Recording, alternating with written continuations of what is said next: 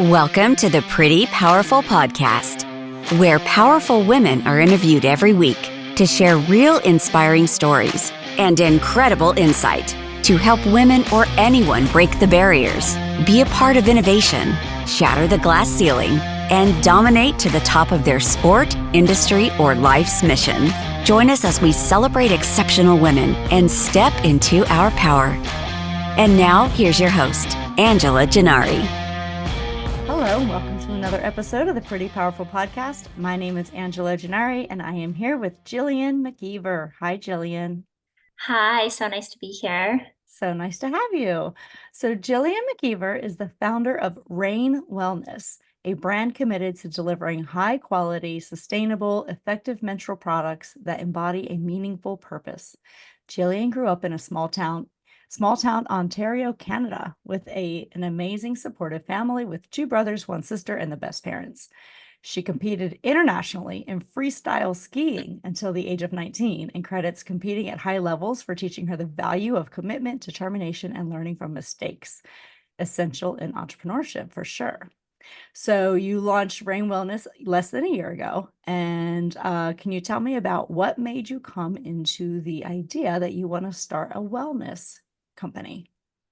I've been working on this company since 2021, Okay. but we just launched into market a year ago. So it feels new Nice. still, even though it also simsimultaneously feels like it's been a long journey. Right? I understand. As I any always entrepreneur say will know. entrepreneur years are like dog years. Yeah, it just seemed it's exciting and it's fast, but it's also slow. Yep. But I'll say the root of kind of Rain Wellness and why I wanted to start it came from, I call it kind of a full body and mind health and wellness reset that I did in 2020.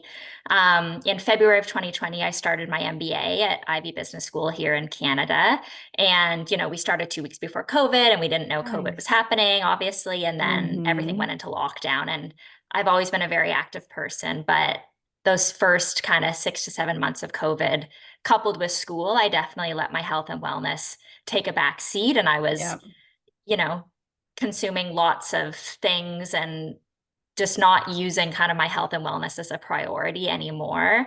And so in October of that year, it sounds so cheesy, but I literally stripped down into a bathing suit and I looked at myself in the mirror and I was like, something needs to change. Like, I'm not happy with where I am and how I feel mentally and physically.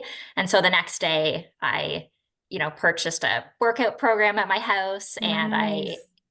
got a bunch of healthy food and I really started this rigorous routine. And it gave me kind of the foundation to look at what I was consuming across my whole life. So whether that was, media, personal care products, food, all of that. And from that, I kind of went down a rabbit hole of period products. And I'm a person with a very regular period. And so I use a lot of period products monthly. And I was buying, whatever conventional product off the shelf Mhm. and started reading more about it and what can be in conventional tampons that aren't certified organic. And I thought, it's hard to find these products, at least in Canada, on the shelf. So let's solve that problem. So I launched Rain Wellness with really a retail focused approach. And that's been my goal from the beginning, is making these period products accessible wherever anybody with a period does their everyday shopping.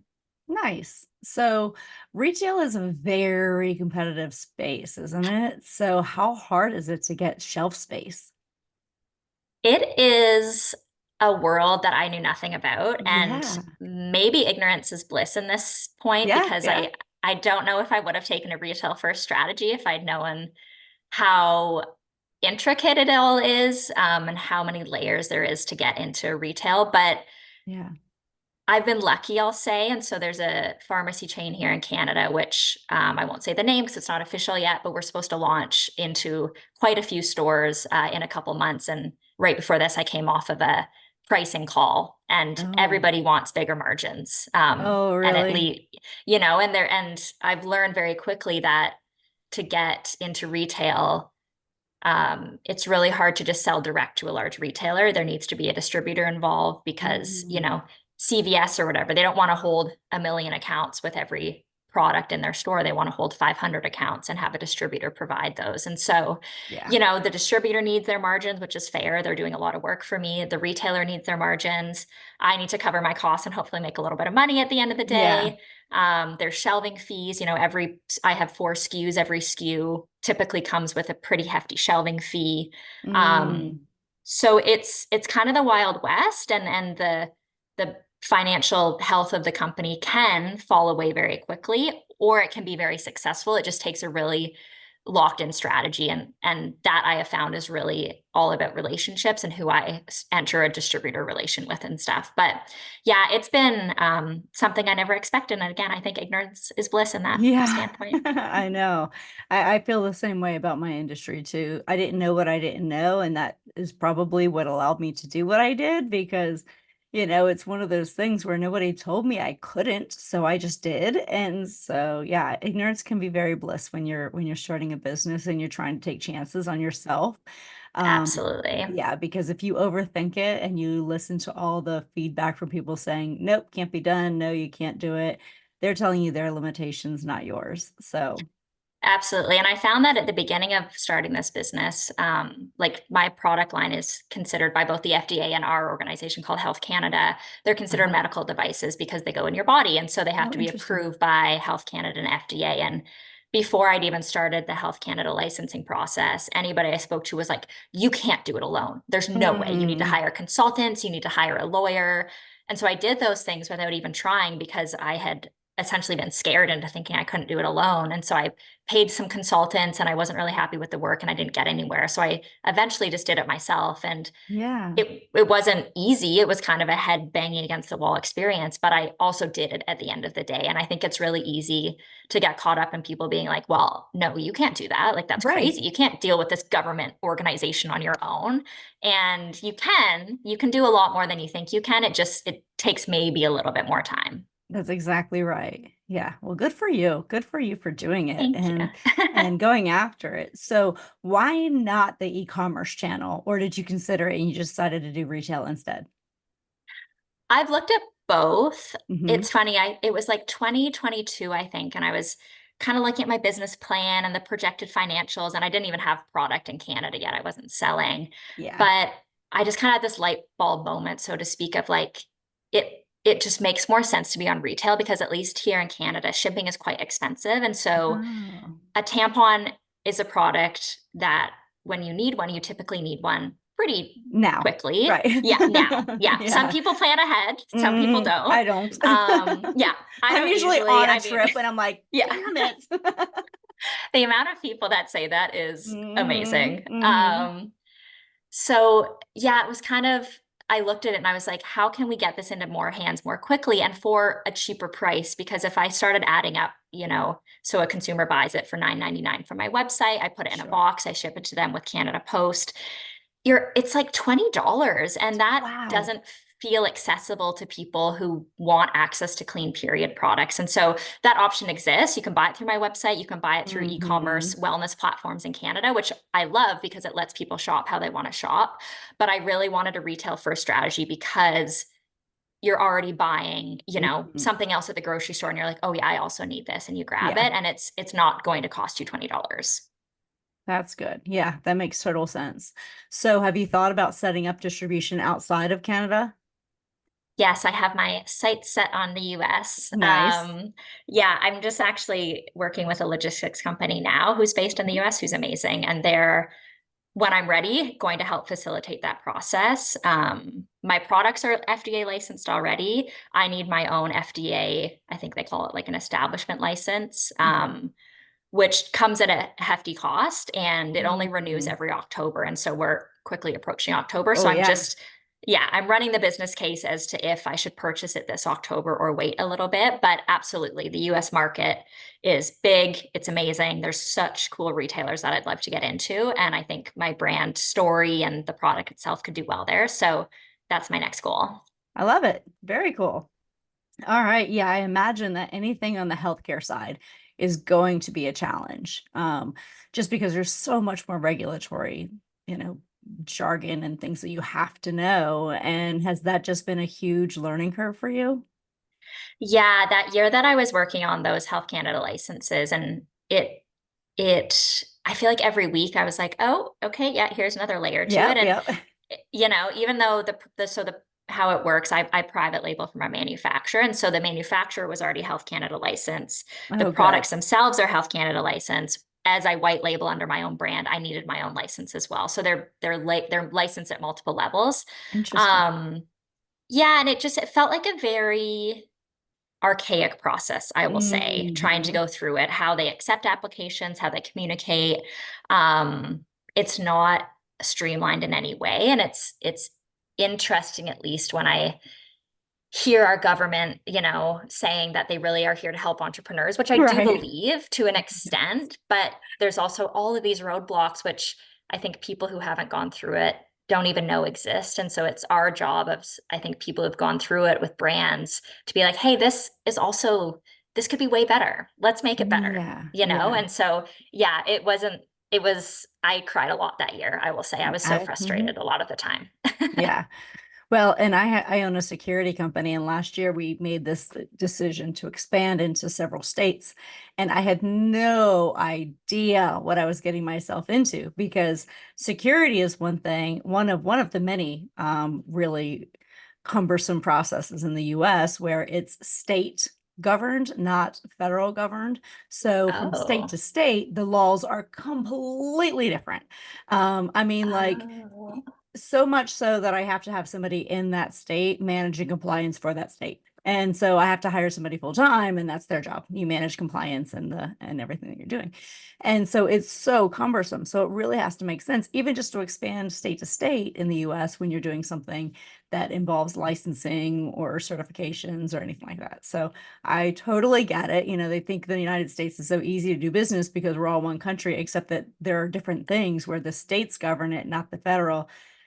Oh, it's a And you never process. know that until you go through it, right? Like no one would Exactly. think that securities is something that changes state to Hmm. state. It's just not Exactly. intuitive. Exactly. And so, in some states they have to take a certain amount of training, and then that exact same training won't work for another state. And so, like, it's just it's something else, I tell you what. But but yes, nobody knows until you go through it how much Exactly. regulatory things, especially those states where they're like, oh yeah, we really are, we're pro small business. Like, no, you are not. Like, I have done it. I have done it, and it is so hard. Then you have other states that don't consider themselves, like they call themselves the Commonwealth, right? Like Virginia. Oh, the Commonwealth of Virginia and the Commonwealth of Pennsylvania. And you just have all these other ridiculous laws that because they see themselves as something different than a regular old state, they want to It's have different wild. And it's like, rules. why can't everybody kind of, join forces? And again, it's all about efficiencies. Why can't we just do it Hmm. together and maybe make the Yes. process a little bit easier? Yeah, let's be really true pro small business. And even to the extent where I've actually talked to different politicians like during 2020, because 2020 was just it was a year where I felt like all I did was bang my head against a brick wall. It was like two steps forward, seven steps back. We can Yeah. release, we can open up events. Oh, but wait, there's this regulation and this regulation and this regulation, and then we have this, and then you can't do that, and then we might cancel at the last minute and you can't charge us, and you can't require that your employees show up if they call you and they say they have a fever. So I'm like, so they can just not show up for work, and oh, I had a fever that day. It's like, oh, it was so much. But yeah, 2020 I had reached out to a couple of politicians, and even then I'm like, hey, I want to join your small business committee who's making these damn decisions for the 20, all these regulations. I want to be on that committee. Like, I need sensibility here. And they're like, oh, but the committee is full of, like, accountants and attorneys and people who are not small businesses, who are making decisions on behalf of small businesses, who again are nothing but politicians who are as far from small business as you can get. But anyway, that was my It's the venting. definition of like a hair pulling experience. You Yes, just want to be yes. like, why is this happening? None of this makes sense. None of No, it. exactly. So, yeah, I agree. We should only allow committees of people who actually have been there and done that, and That would be none of the great. other things can be involved with it. Yeah, so I agree. So when you start going into this, how long did it take you from concept to getting on shelves? 3.5 years. Wow. I guess 3. 2.5. Sorry. My apologies. My math isn't great. 2.5. So Yeah. yeah, I started the first iteration of the company in April of 2021. That's when I like officially incorporated. Yeah. Also at that point, it was essentially going to be a completely different company. And as I kind of honed in on a strategy, this is what was born from that. And I'm very grateful for that. Yeah. But that was April 2021. And and Wow. then I think the manufacturer wasn't licensed with Health Canada until January of 2022. Then I began my Mhm. licensing, which took me to December of 2022. And then I ordered product. And then it takes 4 months to get here. And all of a Wow. sudden, we were in September of 2023. And I finally had pallets delivered. And like that was a whole dumpster fire experience of Yeah. itself trying to get those pallets delivered, and it's like a very memorable story which I will take with me forever. But Mhm. all of a sudden it was like, okay, we're in business, but now I Yeah. also need to sell it. And Right, so I right. was really lucky. I had a few local independent health and wellness stores who were immediately like, yes, we'll take it, and they've been so supportive, which is it means the world to get your first retailer. It's like I'll never forget that email of the first retailer saying yes, and I like cried, and I was just like, it Oh, feels that's like everything's amazing. real. But Yeah. yeah, it was a full 2.5 years to get onto a shelf from concept to now. Unbelievable. Wow. So when you got your first retailers, those were ones that I assume you went direct to.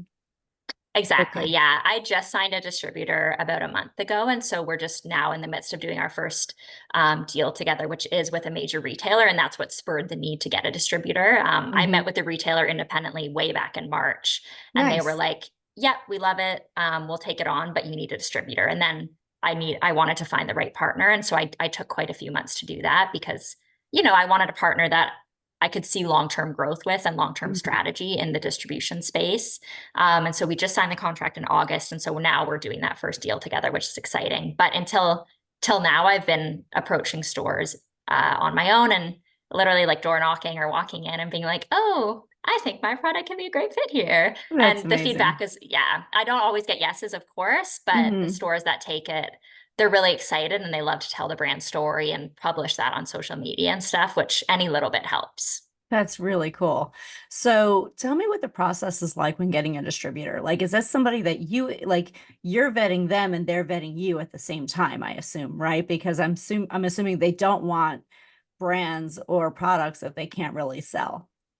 Absolutely. It's kind of like you're both contestants on The Bachelor. So Okay. you both hold a lot of power and you're both kind Right. of like, let's doing a song and dance together in a way. But there's lots of distributors in Canada and the US. There'd be Uh-huh. even more. There's also brokers. So some distributors do just distribution. They warehouse and they ship when they get a purchase order. Okay. My distributor also has a broker angle. So they have salespeople Mm, going into stores and selling your product. And so that's really helpful because it's kind of a two-in-one thing. But I probably had 6 to 7 meetings with different distributors from April till June. And then I started talking with my distributor now, and that was the end of my search. But it's a really interesting process. I think, particularly in retail, a mhm. lot of people who want a piece of the pie will sell you the moon in your initial conversations. And it's hard to know how much of that will come to fruition. So Yeah. part of it is a gut check, being like, these people seem really committed genuinely. And I think they'll actually get out there and sell my product. Sure. Yeah. Um, and what I kind of held as a frame of reference was there's huge distributors with a huge portfolio of products, which down the road, maybe that will be an amazing fit. I'm still a really new brand and I'm not going to make them a ton of money at the beginning. And so I went with a smaller distributor who I wouldn't get lost in the shuffle of 500 other brands, right? They have a Yeah. few, they're giving me a lot of attention. And I love that because I need that right now. I need sales agents like excited about it. And so it's kind of that balancing act of who do you think is going to work really hard for you? Who do you trust? Who do you think is going to sell your product? There's so many different decisions that went into it. That's so true because you're right. You need somebody you can trust, right? Like you're turning over basically the kind of the marketing or do they do marketing for you as well, or how does that work? Yeah, so they'll help construct like in-store marketing initiatives and stuff. So, you Mhm. walk into a CVS, for example, and you'll see some shelf danglers or like, a 2-for-1 special and stuff. And so they manage all of that, which is really Okay. nice. They'll help put me into like the store flyer and stuff. So they do a lot of marketing efforts. They warehouse, they ship the product to the retailer, and they again they do sales on my behalf as well. So I'm really like, here's my Mhm. company, please take care of it. Yes, yeah, I love it. Okay. So yeah, finding the right distribution partner seems like it's key. So how does that work? Do they help you with like designing your packaging or anything, or that's all on you? That's been all on me, and a lot of that has to do with, the packaging itself has to be Hmm. Health Canada approved, and so Oh, there's okay. certain things that, like, have to go on each package to be Health Okay. Canada approved. So that includes where the manufacturing is, a toxic shock warning, which has to go on every Hmm. period product or every tampon, I should say. The certifications have to be approved by Health Mm, Canada. So, and also by every certification body. And so I had to get the packaging approved by 6 different governing bodies before I could wow. even order product. And so I did that back in, again, it was like 2022 or 2023, and got that approval. So I designed the packaging. I had an amazing individual named Sarah, who she does marketing and brand design. And so she designed the packaging. And it's like, people walk by my booth at a trade show and they are just like, what? It's so beautiful. And That's that was the awesome. intent. Yeah. And That's so I really really cool. wanted packaging that looked amazing. And I took that on my own, and then obviously onboarded a professional to do it. And I couldn't be happier with it. Very cool. So I don't know if you ever follow any other entrepreneurs, but I'm a big entrepreneur nerd. Like I like to follow other entrepreneurs. So Sarah Blakely, are you familiar with her, the CEO Of of course, the Spanx, right? queen. So right, yeah, Yes. like she's like the queen of like the women-owned billionaire businesses. I love And it. I love her story about how she was getting all of her products shipped to her house, and there's just pictures of her in her living room packaging things up and like making it all happen. So is it similar when you just get 2 pallets or a couple pallets dropped on you of tampons? You're like, great, this is going to Yeah. be, like, how does this work? So are you then taking them yourself to these stores, especially the first ones where it's a, it's a smaller shop? Are you just taking them yourself in the trunk of your car? Like, here you go. Literally, yes, Yes. literally. And I yeah, love it's it. that exactly. And when I fulfill orders through my website right now, or I Hmm. get a purchase order from one of my current retailers, I package them up on my kitchen table over there. I print out the Yes. packaging labels. I take them to the post office. I have 1 pallet of product in my basement, and then a very good friend of mine offered to keep the other 3 pallets in their basement for me because I don't have room. And so Hmm. those will get moved once I get a purchase order, and those will get offloaded to the distributor. But for right now and for the last year, it's like the most homegrown grown I love organization it. possible. And Those are the that best. it's amazing. And I think as I do this, I can only think of, one day I'll look back on this. And I hope that's true. I hope Yeah, it is sure. obviously such a success that I look back to when I was taping things at midnight closed on Yeah. my kitchen table. But even like, I said the first order of the pallets was a bit of a dumpster fire. And I'll like, I was so excited. I knew the date they were getting dropped off. It was like September 22nd. And I was Yeah. ready, and I knew where they were going to get, they're supposed to go to my storage facility. And so I knew the truck was on the way. And then the company calls me and they're like, can't drop them here. Like, we don't have the right truck. We didn't bring one of those decks that like lower.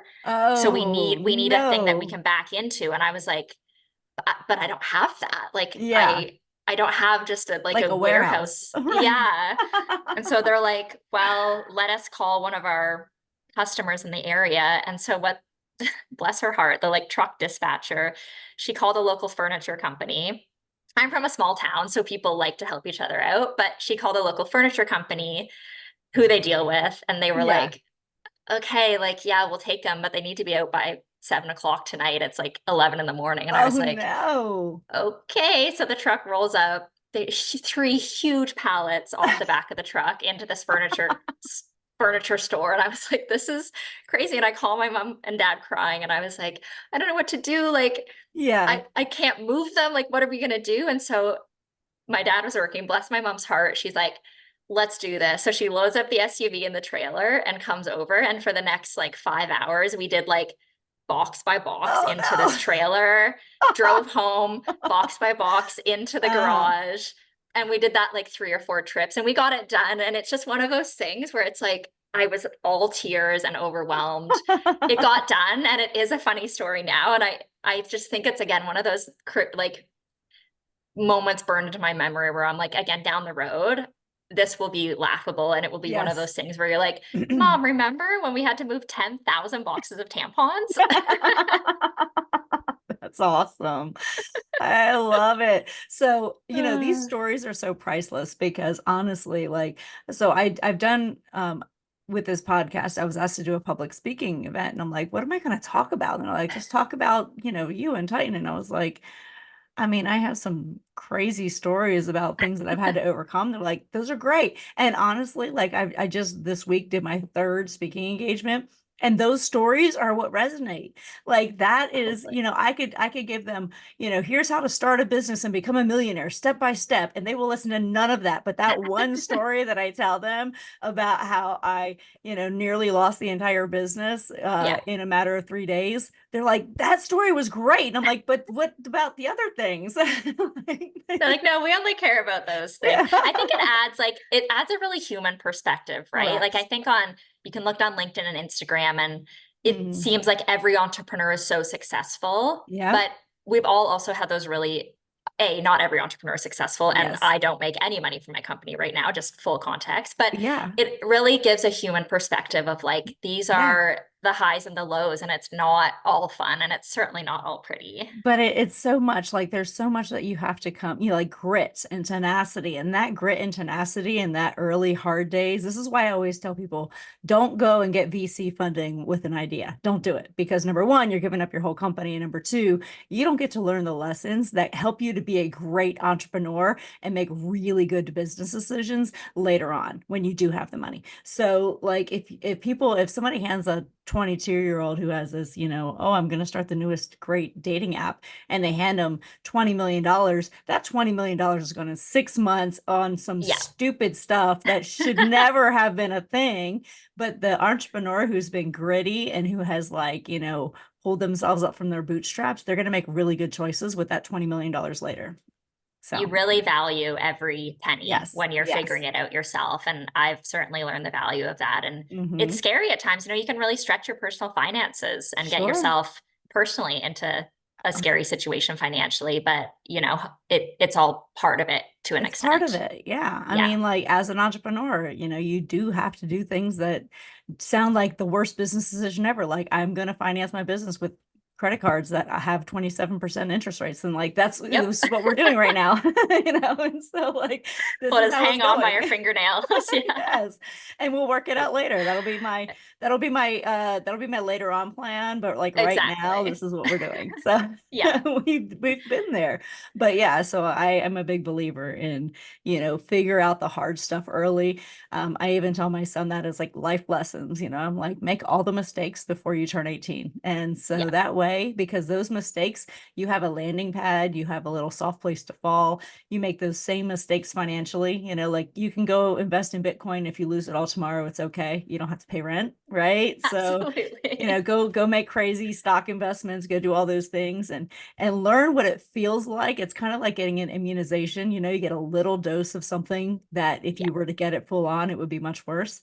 So get little doses of immunization against like financial decisions and like poor life choices. Do that early because then you learn. Absolutely. And I think we all as young individuals, before we leave high Mhm. school, we should have way more financial literacy than we do. And so I Yes. think I mean, I don't have children, but I hope one day to be Yeah, able to give my kid or children some financial literacy and, let them make those little choices absolutely. and mistakes like you talked about, because then when you Mhm. enter quote unquote the real world, you kind of have a little context. But it is so wild that like I could go to university and just get a credit card by walking past like a booth at Welcome And you Week. get like a free t-shirt, and now you Yeah. have $1,000 limit and a 28% interest rate, and you're like, awesome. And you're like, this is not awesome. It's Like, it's free. It's so bad. $1,000 free, right? I can just spend Like a $1,000. $3,000. Let's go on a cruise. Yeah, Yeah, like it's the exactly. craziest stuff. Absolutely. They should not be giving credit cards to kids who have not had No, to make any financial decisions yet. no, exactly. So let's talk about that while we're talking about finances. How do you finance 3 pallets of tampons? Like, how do you, working with a distributor, I'm sure they are going to demand, hey, we're going to put all this product into all these stores. How do you finance that? Yeah, to date, the company has been self-funded. Mhm. My parents' corporation put in some money for the inventory, which I'm forever grateful for. Sure. I have a couple times now maxed out the line of credit that I received to do my MBA. Yep. I would pay it down. I would jack that right back up. I'm Yep. approaching the limit again. Like every day, I'm Yeah. getting a little bit closer. Uh-huh. So I've done a lot. It's not been glamorous by any means. The fall of 2021, after I had graduated school, I went back to waitressing. Yep. I did waitressing, all through university and bartending, and it's great money. Hmm. Late nights, it's not great. I still do it. I work tonight and tomorrow night at a local restaurant, but it allows income to be made in the hours that I don't have to do my own work. And so Exactly. I've really relied heavily on that. I also I've done a few different short-term contracts. So I worked a Mhm. couple of years ago for a friend's company, a consulting firm. I did some work with them. I'm in the middle of like a 3 to 6 month contract right now as well. So I try and do that for, 3 to 4 hours a day and then do my stuff. And Yeah. it's kind of a balancing act. And I'm in the Mhm. phase now of growth where once I secure 1 or 2 purchase orders, it's a lot easier to go raise money. And I've certainly now have proof of concept that the product and company can be successful. And so whether I take a loan, whether I take investor money, I'm in that decision-making period right now. But it has been such an interesting experience being in my 30s and watching my colleagues from the MBA have these jobs where they're making a lot of money Yeah. and I am waitressing. And that is Yeah. that's not the full story, but that's the comparison that I just look in the mirror sometimes and I'm like, I'm waitressing and that's an amazing profession and I love it and I love the social aspects of it. I'm not trying to put it down, but it's really hard when I sometimes sit here and compare myself to my peers and it's just like, yeah, Hmm. this is, it's not glamorous and it's all part of it again. But that's it to date, it's still what I'm doing. But, and I get it, because but it's the entrepreneurial spirit. It's the feeling like you're doing something much bigger than yourself and that you're solving a problem. And that to me is priceless. And Yeah, and I mean, I get in that same mindset sometimes, like even as an entrepreneur, and even, I've been in my business for 9 years and I look at other entrepreneurs. I'm like, but they're doing so much better and right. they have more free time. And like there's always a comparison that you're gonna make. Yeah, But the whole idea of you doing this and grinding it out and doing the hard work now is so that you can 10x their income in 10 years. So hopefully absolutely. That's the goal. it's all Yeah. for a good cause. And you're helping women and you're doing all this really cool stuff and you're learning some really cool lessons. So that's awesome. Yeah. But you're right. There's always comparison. Like I talk to Yeah. those individuals who, Yeah. have the consulting and finance jobs and they look at me and they're like, your life seems sweet. Like you get to do what you want. And, so we're always comparing one another Sure. and they might Hmm. not get as much fulfillment out of their job. They might have financial stability. I get a lot of fulfillment. I don't have financial stability. Right. So it's Sure. kind of the Yeah. grass is always greener and it's just Hmm. what we choose to focus on. But yeah, self-criticism of where you are in life can be Ooh, it's harsh. so detrimental. It's Yeah. so harsh. I mean, and it doesn't even matter where you are in life. Like, even if you have all the money in the world, you're going to look at somebody who has, a family, a spouse and the kids and you're like, oh, I wish I was them. And they're looking at you like, I wish I was you, And so it doesn't Freedom. matter. Exactly. Like you get to go out and do what you want. Right. So yeah, it's all, it's so easy to compare your journey to somebody else's, but at the end of the day, it's your journey. And it's up to Exactly. you what happens with it. So, well, good for you. So, tell me, I mean, we've talked a lot about the obstacles that you've had to overcome in order to get where you are, but tell me, so one of the questions that I ask on my podcast all the time is tell me about a time that you've given your power away and another Mhm. time that you've stepped into your power. I feel like as a female business owner, Hmm. I unconsciously give my power away every time I talk about my business. Of And course. Hmm.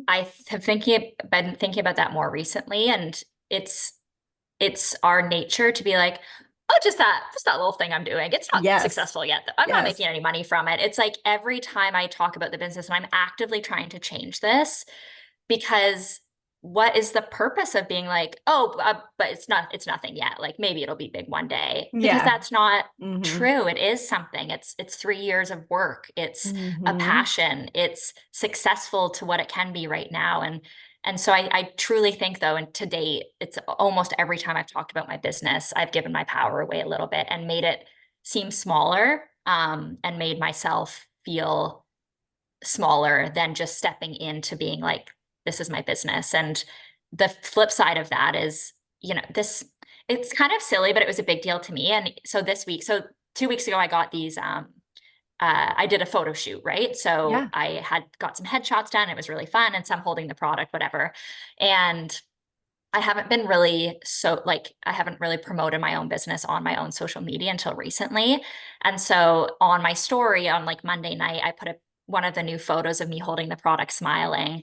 And I kind of made a joke. I was like, so happy to be a broke founder, LOL. I realized it's the first time I've used the word founder in like a public platform other than just like on my badge for the trade show. And just I feel like using that word on a social platform with, it's not like I have a bunch of followers. I've less than 2,000, but that felt powerful to me. And it's like, Yeah.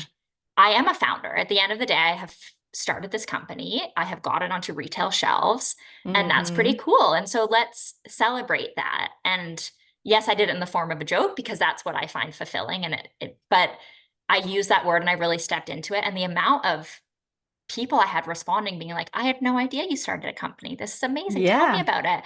My business Instagram grew by 100 people. And so it's owning that and seeing the excitement of people in your network being like, yeah, own it. Like, this is great. You're doing Yes. great. Yes, yes.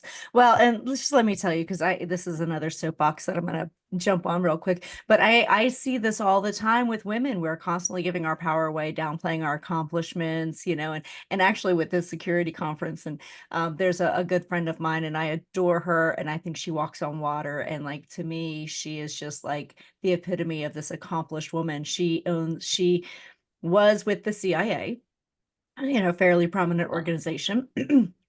Really smart individual. She retired from there, and now she's a very top level executive at another very large government agency. And we were talking at this at this event last week, and she introduced herself. She's like, yeah, and she like totally like downplayed who she was. And I looked at her, and I looked at the guy she was saying this to, and I was like, do not believe a word she says. She is a badass who is like, and I just went right down her resume, and the guy's like, wow, I had no idea. And I'm like, and she's like, well, yeah. And I'm like, no, not like, own it. Like, you are a badass. You know what it takes to get where you are.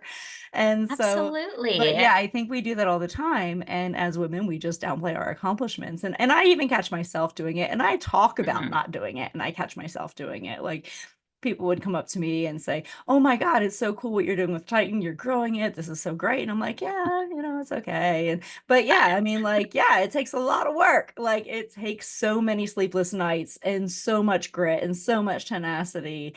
And then to downplay it is not fair to us, and what we have done to get there. So yes, good for you. It's so interesting. It's like, I was thinking about it today, and it's almost like this discomfort of just letting something sit in the air without being like, but it's not a big deal. It's like if Right. somebody, even when I think females and maybe people in general receive a compliment, it's Yeah. like I love your shoes. Oh, I got them on sale. It's like, Right, right, okay, right. Immediately. yeah, it's just like, okay, yeah, you love my shoes. Thank you. I love them too. Yeah. And it's stuff like that. And if someone's like, wow, it's amazing what you started, instead of just letting that sit and be as it is, we have to somehow downplay it. And it's Yeah. just like, why can't we just let it sit there and be like, thank you? Mhm. Yeah. Mhm. And just Yeah. be like, yeah, that's right. Yeah. It's a training process almost. It's like Yeah. like we have to like decommission that part of our being just to be like, yeah, thank you. I appreciate that. Exactly. And I do that even now in my personal life. Like when so I had bought myself a nice little Porsche for my little reward for all my Ooh, hard love work. that. After five Good years for after you. starting my company, after driving a mom car hoopty for a long time. And somebody actually this week said, they said, "Oh, I love the Porsche thing." And like I immediate reaction was, "Oh, it's okay." But I was like, "Yeah, me too." So As you should own that so 100%. yeah, so it's like you have to start owning that it is difficult though, because we immediately want to downplay our accomplishments, and that's one of the hardest things that we have to do is step into that power, into that ownership. We had I went to there was like this top 100 fastest growing companies thing, and we were in the top 100 fastest growing companies, which was really Amazing. exciting. But the guys who were up there on like the number three, there were the top three companies up at the front, they got to be honored, and we were like 15, so we weren't up on the stage, but I thought Still that was still pretty amazing. cool, right? Yeah. And so I'm listening to these guys, and it's all male-led companies, which is great. It doesn't bother me, but he was up there, and as he's talking about his company, it comes out that he's pre-revenue. And I'm like, how are you the fastest growing company if you don't even have any money? Like there's no money. And so it's come that like, it's just like, how did you get, I don't understand. I have busted my ass all this time.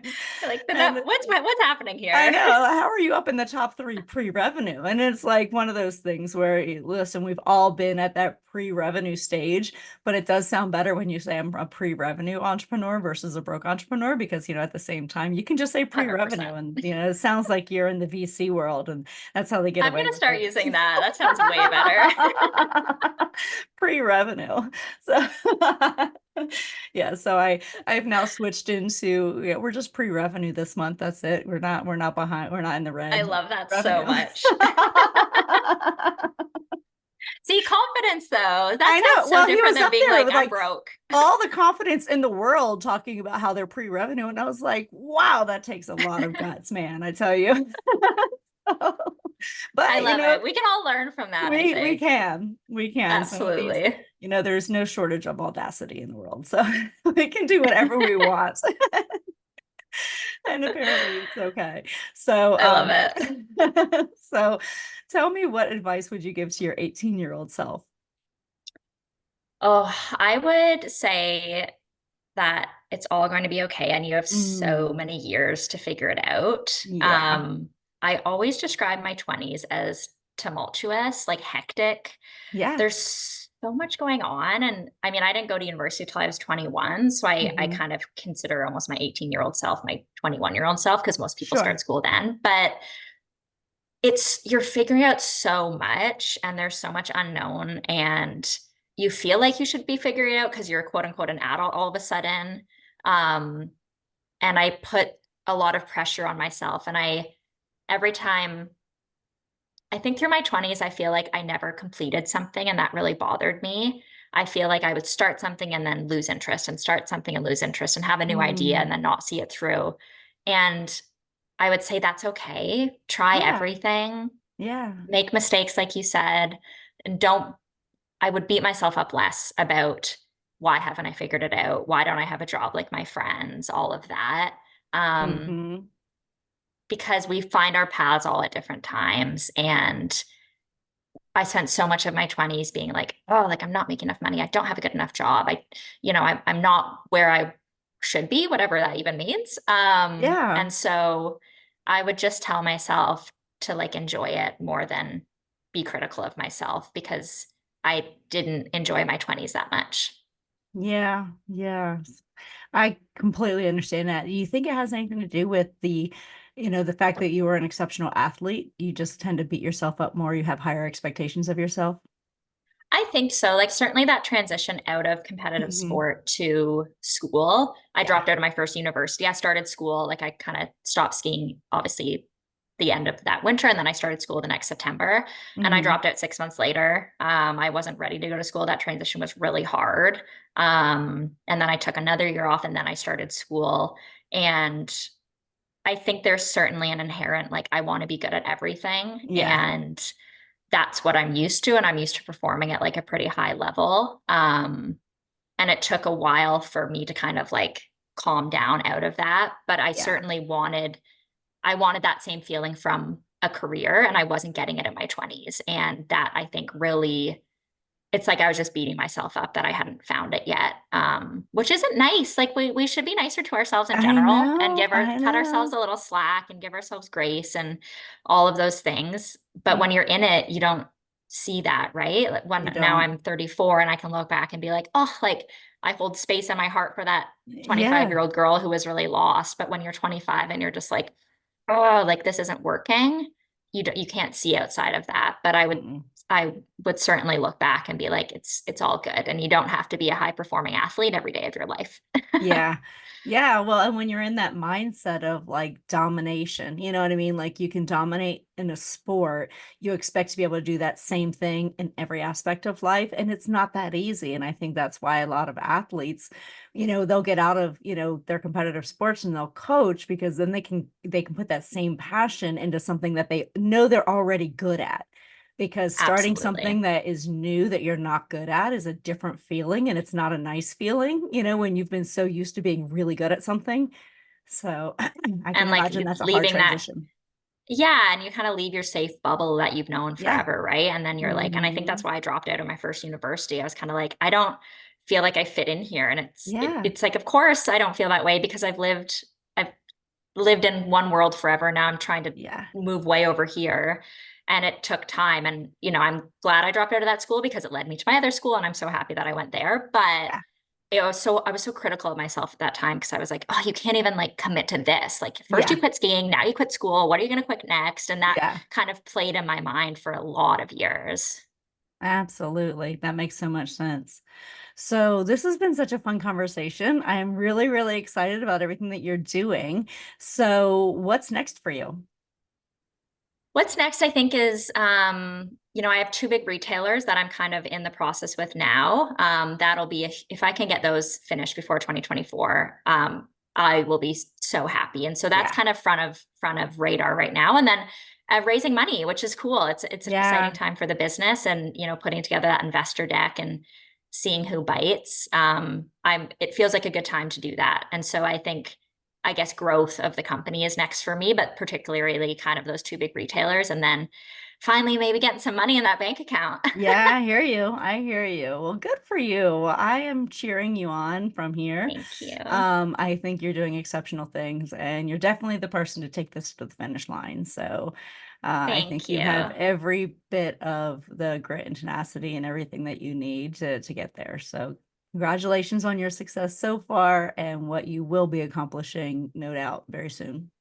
Thank you. It's been a really, really nice chatting with you, and congrats on all of your success. It's Thank amazing what you. you're doing as well. I appreciate that. So, Jillian, one more thing that I wanted to ask is, what do you wish more people knew?